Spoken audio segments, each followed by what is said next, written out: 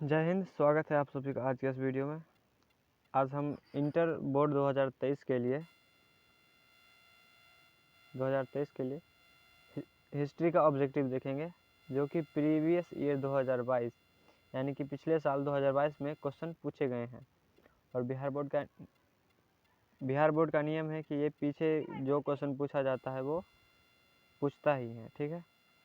तो इसमें 50 ऑब्जेक्टिव है, जो कि पार्ट देखिए, ऑब्जेक्टिव तो 100 पूछे जाते हैं हमारे बोर्ड एग्जाम में, लेकिन इसमें सिर्फ 50 ऑब्जेक्टिव है, क्योंकि 100 ऑब्जेक्टिव अगर पूरा करवा दूंगा, पूरा अगर एक वीडियो में हो जाएगा तो वीडियो काफ़ी लंबा हो जाएगा, ठीक है। तो ये पार्ट 1 है आप लोगों का। पार्ट 2 आपको कल मिल जाएगा। तो चलिए देखते हैं हमारा अगला ऑब्जेक्टिव क्या है। ये देखिए, ये इसमें से जो भी क्वेश्चन पूछे जाएंगे वो एग्ज़ाम में पक्का ही रहेगा, ठीक है। तो हमारे पास पहला ऑब्जेक्टिव है, मुस्लिम लीग की स्थापना किस वर्ष हुई। यानी कि जो भारत में मुस्लिम लीग थी आज़ादी के समय, जो हमारा आज़ादी में सहायता कर रहे थे, उस मुस्लिम लीग की स्थापना कब हुई थी। तो मुस्लिम लीग की स्थापना 1906 ईस्वी में हुई थी, ठीक है। मुस्लिम लीग की स्थापना 1906 ईस्वी में हुई थी। आगे है, स्वतंत्र भारत के प्रथम गवर्नर जनरल कौन थे। यानी कि जो हमारा भारत स्वतंत्र हुआ था उसका प्रथम गवर्नर जनरल कौन था। तो भारत के प्रथम गवर्नर जनरल थे सी राजगोपालाचारी, ठीक है। याद रखेंगे आप, सी राजगोपालाचारी, ये गलत टिक लगा हुआ है, सी राजगोपालाचारी, ठीक है। स्वतंत्र भारत के प्रथम गवर्नर जनरल कौन थे, तो ये थे सी राजगोपालाचारी। आगे है, भारतीय राष्ट्रीय कांग्रेस की प्रथम महिला अध्यक्ष कौन थी। यानी कि जो 1850 ईस्वी में हमारे यहाँ पार्टी का गठन हुआ था, जिसका नाम था भारतीय राष्ट्रीय कांग्रेस। तो कांग्रेस की जो प्रथम महिला अध्यक्ष थी वो कौन थी। तो कांग्रेस की प्रथम महिला अध्यक्ष थी एनी बेसेंट, ठीक है। एनी बेसेंट का नाम आप लोगों ने जरूर ही सुना होगा कि भारत की प्रथम महिला अध्यक्ष कौन थी। तो ये थी एनी बेसेंट, स्वतंत्र भारत की प्रथम महिला अध्यक्ष एनी बेसेंट। तो आप लोग इसको याद रखेंगे, और आप लोग ऐसा कीजिए कि कॉपी में नोट करते चलिए, क्योंकि ऑब्जेक्टिव क्वेश्चन है, बार बार आप वीडियो देखेंगे नहीं, तो एक बार कॉपी उल्टाएंगे हो जाएगा। तो ये बिल्कुल क्वेश्चन बैंक से लिया हुआ क्वेश्चन है। आगे है, जय हिंद का नारा किसने दिया था। यानी कि जय हिंद किसने कहा था, जय हिंद का नारा किसने दिया था। तो जिन्होंने जय हिंद का नारा दिया था वो है नेताजी सुभाष चंद्र बोस, ठीक है। जय हिंद का नारा दिया था नेताजी सुभाष चंद्र बोस ने, ठीक है। अगला है, द्वितीय विश्व युद्ध कब आरंभ हुआ। यानी कि दूसरा जो विश्व युद्ध है ये कब आरंभ हुआ। तो ये हुआ था 1 सितंबर 1939 ईस्वी को, ठीक है। 1 सितंबर 1939 ईस्वी को। आगे है, पाकिस्तान एक स्वतंत्र राष्ट्र के रूप में कब अस्तित्व में आया। यानी कि पाकिस्तान जो था ये उसको स्वतंत्र राष्ट्र कब हुआ। तो पाकिस्तान आप जानते हैं कि हमारे देश जब आज़ाद हुआ था उससे पहले ही एक दिन पहले हमने पाकिस्तान को आज़ाद कर दिया था, पाकिस्तान का निर्माण हो गया था। तो पाकिस्तान का निर्माण हुआ था 14 अगस्त 1947 ईस्वी को, ठीक है। आगे है, संविधान के प्रारूप समिति के अध्यक्ष कौन थे। यानी कि जब भारत का संविधान बन रहा था उस समय प्रारूप समिति के अध्यक्ष कौन थे। तो ये थे हमारे डॉक्टर भीमराव अंबेडकर, जिनको कि बाबा भीमराव अंबेडकर भी कहते हैं, ठीक है। तो ये भीमराव अंबेडकर थे। अगला क्वेश्चन है हमारे पास,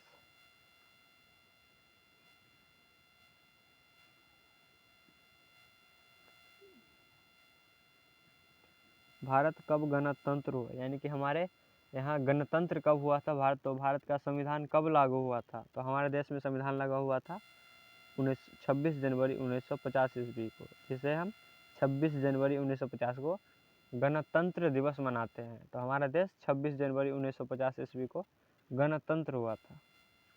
आगे है, स्वतंत्र भारत के प्रथम गृह मंत्री कौन थे। यानी कि हमारा भारत स्वतंत्र हुआ था तो स्वतंत्र भारत के प्रथम गृह मंत्री कौन थे, जो कि अभी अमित शाह जी हैं। तो उस समय कौन थे, तो वो थे सरदार वल्लभ भाई पटेल, ठीक है। सरदार वल्लभ भाई पटेल। और है पाकिस्तान का पहला प्रधानमंत्री कौन था, यानी वो पाकिस्तान देश बना था, वहाँ का पहला प्रधानमंत्री कौन थे, तो वो था लिकायत अली। ठीक है, लिकायत अली। और वहाँ का पहला राष्ट्रपति था मोहम्मद अली जिन्ना। ठीक है, तो पाकिस्तान का पहला प्रधानमंत्री कौन था, ये था लिकायत अली। 10 का बी हमारा बिल्कुल राइट आंसर, लिकायत अली।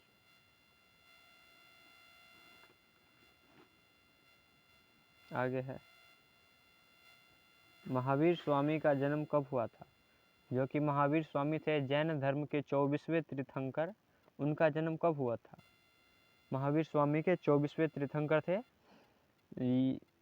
जैन धर्म के 24वें तीर्थंकर महावीर स्वामी, इनका जन्म कब हुआ था, तो महावीर स्वामी का जन्म हुआ था 540 ईसा पूर्व में।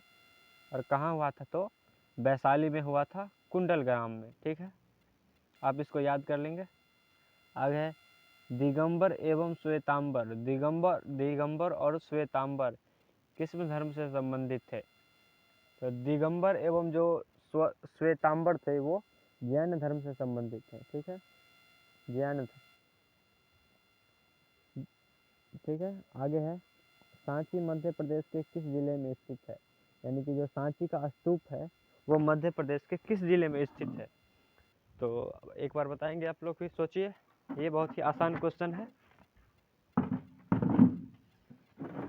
तो सांची जो है वो मध्य प्रदेश के रायसेन जिले में स्थित है। ठीक है, बी हमारा बिल्कुल राइट आंसर है कि सांची मध्य प्रदेश के रायसेन जिला में स्थित है। ठीक है, आगे देखते हैं।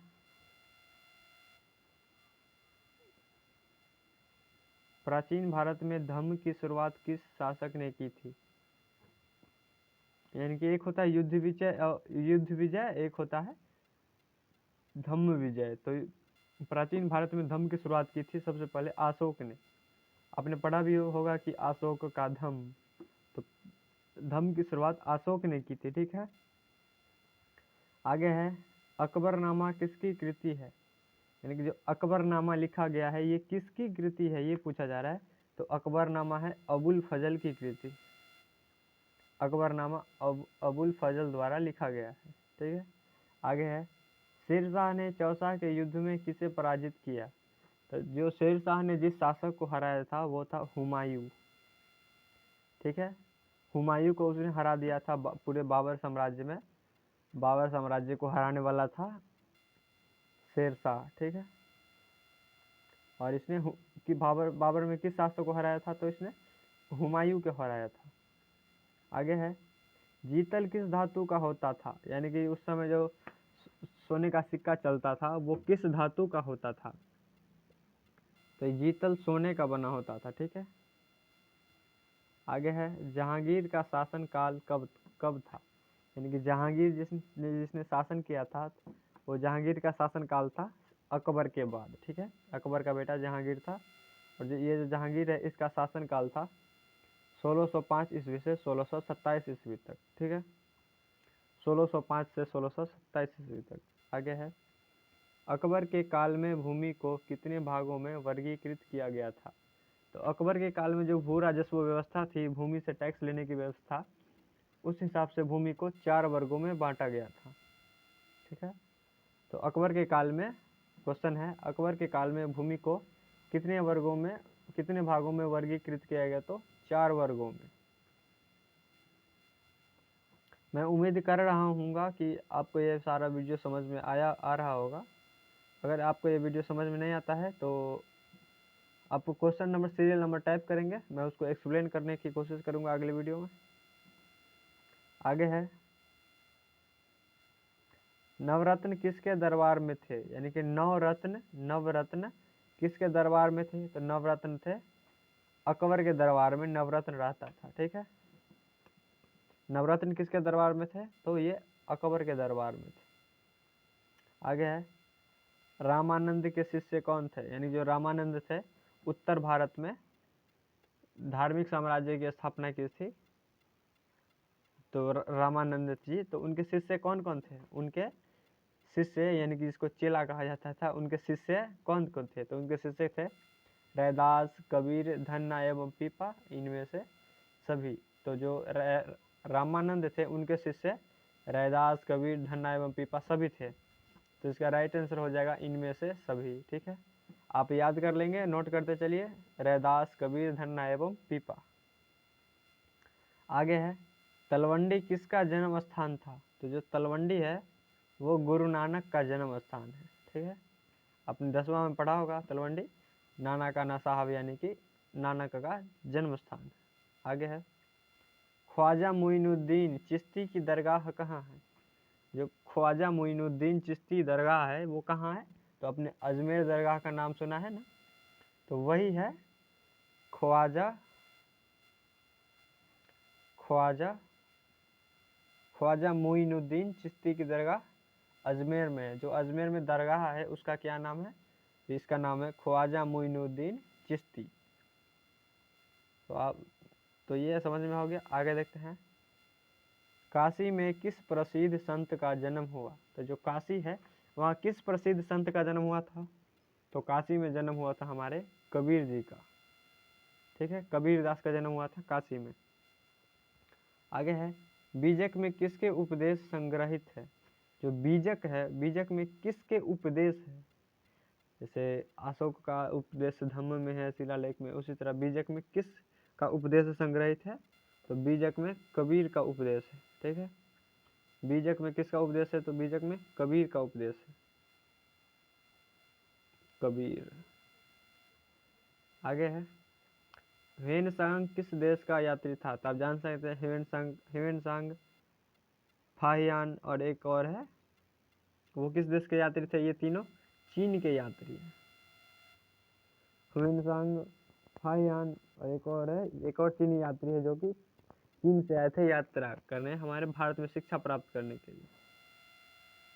आगे है तहकीक ए हिंद किसकी यात्रा वृत्तांत है? यानी कि तो जो तहकीक ए हिंद किताब लिखा हुआ है ये किस विदेशी यात्री द्वारा लिखा गया है? तो ये लिखा था अलबरूनी ने। तहकीक ए हिंद किसने लिखा था? अलबरूनी ने लिखा था तहकीक ए हिंद। आप ध्यान रखेंगे, तहकीक ए हिंद अलबरूनी।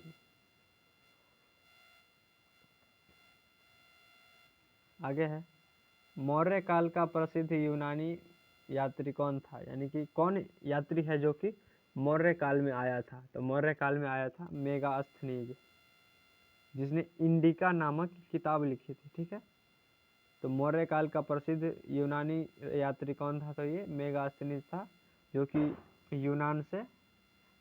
यूनान का राजदूत बनकर आया था। ठीक है, आगे है अलबरूनी किसके साथ भारत आया?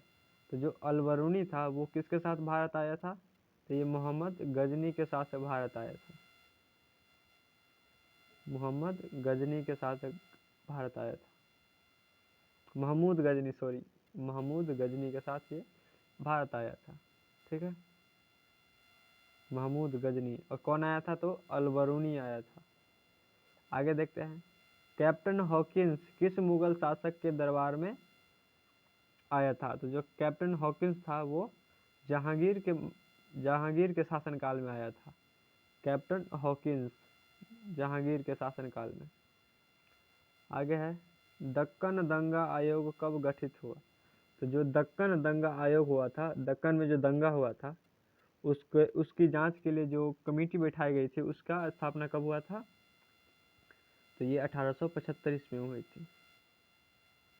ठीक है, अगर आपको यह वीडियो अच्छा लगता हो तो वीडियो को लाइक कर दें और अपने दोस्तों के साथ इसे शेयर जरूर करें ताकि आपके साथ आपके दोस्त की भी अच्छी तैयारी हो सके। और पहली बार इस चैनल पे होंगे तो चैनल को सब्सक्राइब कर ले। ठीक है, क्वेश्चन देखते हैं हम आगे है कॉर्नवालिस कोड कब बना? जो कॉर्नवालिस था, कॉर्नवालिस कोड ये कब बना था? कॉर्नवालिस इसने अपनी बंगाल में बंदोबस्त व्यवस्था को ही कॉर्नवालिस कोड कहा जाता था। तो ये हुआ था 1793 ईस्वी में। कॉर्नवालिस कोड 1793 ईस्वी में बना था। आगे है दामीन ई कोह क्या था? तो जो दामीन ई कोह था वो जमीन का एक टुकड़ा हुआ करता था। ठीक है, भूभाग। अकबर के काल में दामीन ई को भूभाग हुआ करता था, जमीन का टुकड़ा। ठीक है, आगे है महालवारी भूराज व्यवस्था किसके द्वारा लागू की गई? तो जो महालवारी भू व्यवस्था थी इसे लागू की थी विलियम बेंटिक ने। ठीक है, जैसे बंगाल में लागू किया था किसने? तो लॉर्ड कॉर्नवालिस ने लागू किया था बंदोबस्त व्यवस्था। उसी तरह यहाँ लागू किया था महालवारी व्यवस्था, किसने लागू की थी? तो विलियम बेंटिक ने लागू की थी। आप नोट करते जाएंगे तो आपका कन्फ्यूजन नहीं रहेगा। आगे है संथाल विद्रोह का नेता कौन था? यानी जो संथाल विद्रोह हुआ था इसका नेता कौन था?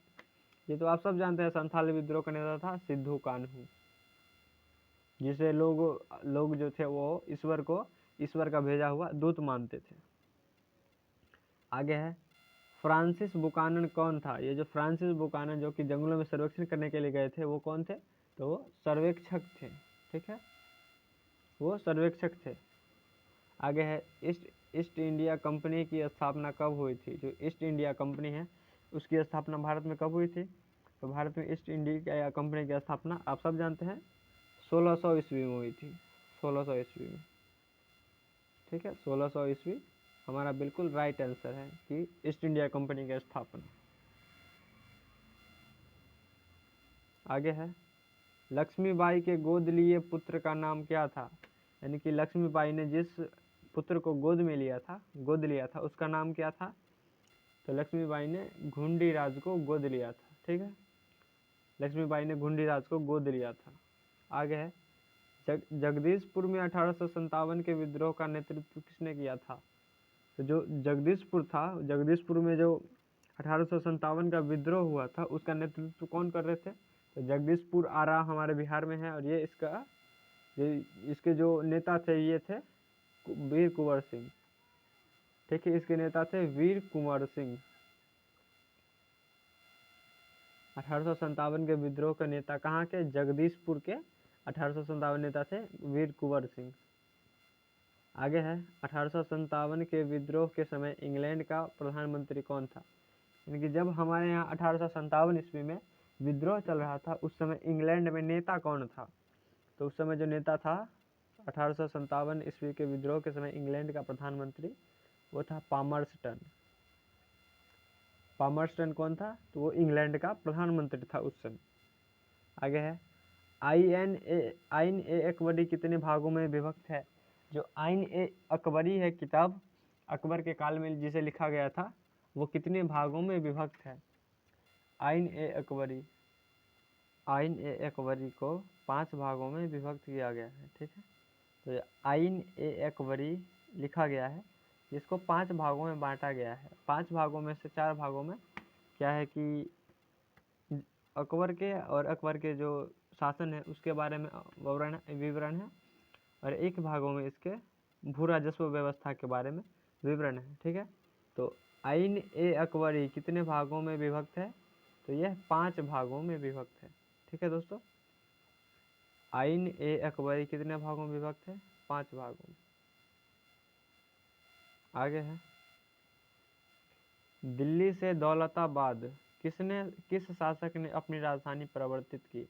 यानी कि भारत का जो राजधानी था पहले वो तो दिल्ली थी, लेकिन दिल्ली से दौलताबाद किस शासक ने अपनी राजधानी बनाई थी? तो ये बनाई थी मोहम्मद बिन तुगलक ने। ठीक है, मोहम्मद बिन तुगलक जो था वो दिल्ली से अपनी राजधानी दौलताबाद ले गया। अगला क्वेश्चन, गुलबदन बेगम ने किसके आग्रह पर हुमायूं नामा लिखा? तो जो गुलबदन बेगम थी हुमायूं की बहन, वो उसने किसके कहने पर हुमायूं नामा पुस्तक है वो लिखा था? तो वो अकबर के कहने पर लिखी थी। ठीक है, गुलबदन बेगम कौन थी? तो ये हुमायूं की बहन थी। ठीक है, और किसके आग्रह पर इसने हुमायूं नामक पुस्तक लिखा था? तो इसने अकबर के कहने पर अकबर के आग्रह पर हुमायूं नामक पुस्तक लिखी थी। आगे है बादशाह नामा किसने लिखी? तो जो बादशाह नामा लिखी थी ये अबुल फजल ने लिखी थी, बादशाह नामा। ठीक है। फतेहपुर सीकरी को राजधानी किस शासक ने बनाया? जो फतेहपुर सीकरी था इसको अपनी राजधानी किसने बनाया? तो अकबर ने अपनी राजधानी फतेहपुर सीकरी बनाई थी, अकबर ने। आगे है, अकबर ने किस सन में दिन ए इलाही चलाया? तो जो अकबर ने सभी धर्मों का धर्म दिन ए इलाही चलाया था वो कब चलाया था? जिसमें अकबर ने हिंदू धर्म से तिलक लगाना सीखा था, इसी तरह सभी धर्मों से उन्होंने सभी धर्म का सर्वेक्षण किया, संरक्षण किया सभी धर्मों का। तो उसने एक धर्म चलाया था जिसका नाम था दीन ए इलाही। तो ये कब चलाया गया था? ये 1582 ईस्वी में चलाया गया था। जो लोग भी हिस्ट्री बुक से अगर पढ़े होंगे उनको पता होगा, नहीं पढ़ा होगा तो आप सीधा सीधा ऑब्जेक्टिव देख ले, ठीक है। आगे है, अकबर का संरक्षक कौन था? यानी कि जो अकबर जो था वो तो 14 वर्ष की उम्र में ही गद्दी पर बैठ गया था, तो उसका संरक्षक कौन था? उसकी रक्षा कौन कर रहा था? तो वो उसकी रक्षा कर रहा था बैरम खां, ठीक है। तो 20 साल की उम्र में अकबर ने खुद ही अपना राज्यपाट संभाल लिया था, लेकिन उससे पहले जो उसका संरक्षक कौन था अकबर का? तो ये बैरम खां था, ठीक है, बैरम खान। आगे हमारा ऑब्जेक्टिव यही है, ठीक है। एक पेज में 2-3 पेज में इतना ही ऑब्जेक्टिव है। तो मैं उम्मीद करता हूँ कि आपको यह सब ऑब्जेक्टिव समझ में आया होगा। और चैनल पर अगर पहली बार होंगे तो चैनल को सब्सक्राइब कर ले। वीडियो को अगर आपको अच्छा लगा तो लाइक कर दे, अच्छा नहीं लगा हो डिसलाइक करे, कोई बात नहीं, ठीक है। तो अपने दोस्तों के साथ इसे शेयर जरूर कर ले। मिलते हैं अगले वीडियो में। जय हिंद।